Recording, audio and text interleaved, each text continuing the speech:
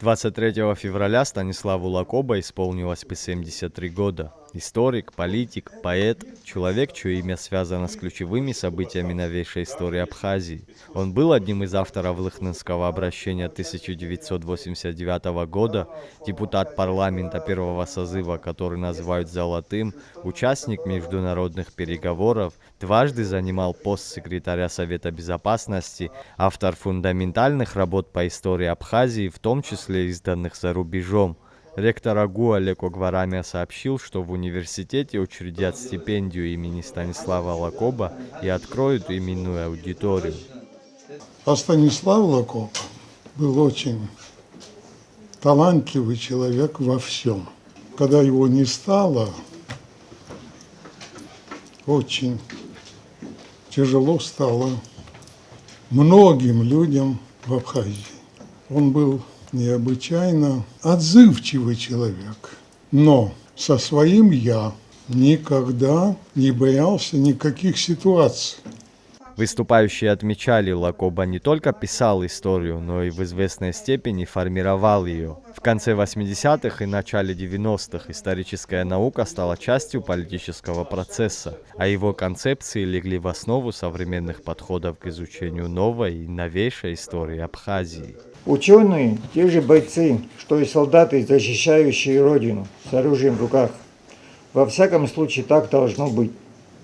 В науке порой бывает даже и сложнее, потому что нужно хорошо знать предмет и уметь аргументировать так, чтобы даже враги тебя воспринимали.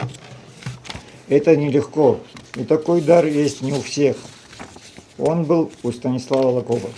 Роль абхазских историков в это сложное время трудно переоценить, ведь борьба за самоопределение на политическом фронте не могла обойтись без обращения к прошлому. Ключевая же роль в этом непрерывном диалоге с прошлым всегда принадлежит историку.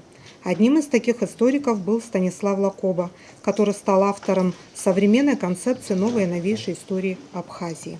Коллеги вспоминали и о его работе в парламенте. В сложный период становления государственности Станислав Лакоба участвовал в подготовке ключевых решений.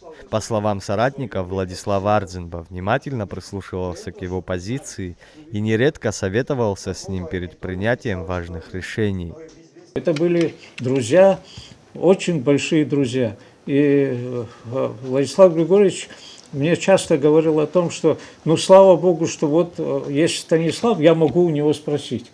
Он это, значит, говорил часто и это делал, не посоветовавшись, не выслушав мнение Станислава Зосимовича и многих других, он никогда не принимал никакого решения. Отдельно говорили и о его литературном таланте. В поэзии Лакоба сочетались японская лаконичность и традиции русских футуристов. Он вырос в городской среде и не владел абхазским языком, однако его слово стало частью абхазской культурной традиции.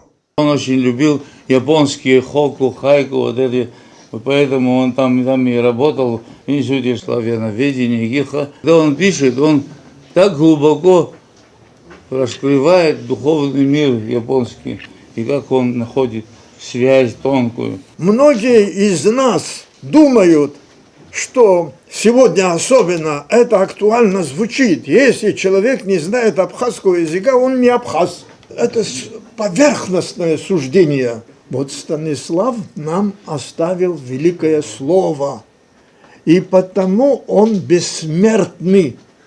Пока есть абхазская речь, пока есть абхазский мир. Станислав Лакоба трагически погиб 20 сентября 2025 года. Его научные труды и политическое наследие продолжают изучать. В университете уверены, его имя останется частью академической истории Абхазии. Заур Кварча, Торник Амичпа, Абазатовы.